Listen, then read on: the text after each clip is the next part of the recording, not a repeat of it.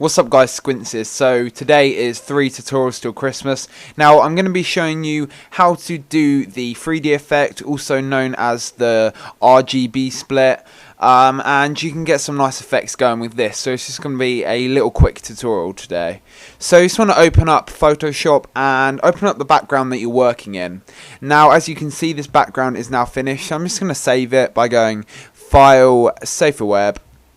And I'm just going to save this as a PNG 24, hit save, make sure it's on max settings, and I'm just going to save it to desktop as BG, that'll do. Okay, now what you want to do is you want this canvas that you have on the background, you want this clear, so I'm just going to go through and just delete all of the stuff that I have on this, making sure all of the locked layers have been unlocked, and just going through this.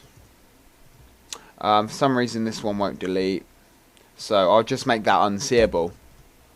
Okay, so now we're just gonna import the PNG onto the blank canvas. So find where you saved it. As you can see, my desktop is pretty messy. And there is the background. Okay, so as you can see, that fits perfectly. Move it up one and hit enter. Okay, and as you can see, that's just like one row of pixels out, which is quite annoying, but just stretch it out like so. Make sure it's centered. And there we go. So now we've got the background up again, and just in the clear PNG format. Okay, so now we're good to go. So you want to right click rasterize this, and you want to duplicate it. So now we have two, and we're going to work on the top layer.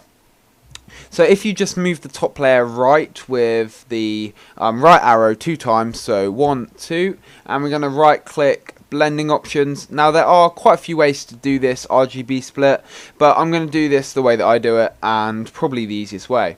So now you've got the blending options. It will open on default blending options, and here you just want to unclick red, or unclick green, or unclick blue, whatever you want, whatever looks best. Sometimes just one selected like so looks good. And as you can see, it adds a nice red effect to the side. Doesn't overdo it.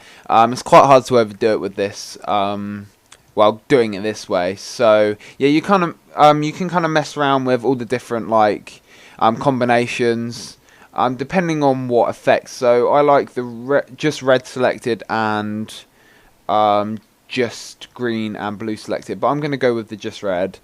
And as you can see, if we zoom in, it's added a nice kind of moving effect, and 3D of course. Now you can mess around with this. You can move it up and down.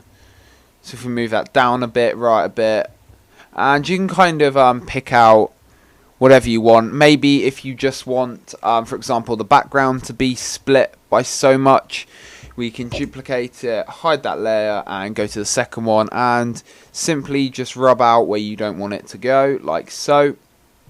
So now the background is split a lot, and then we can just make the front viewable, make the top one viewable, and then rub out the background like so.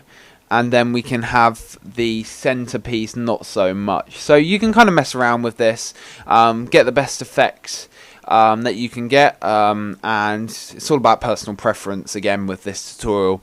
So I hope you enjoyed it, guys. Just a little quick one, and I'll see you tomorrow at the same time. So Merry Christmas, guys, and have a good one.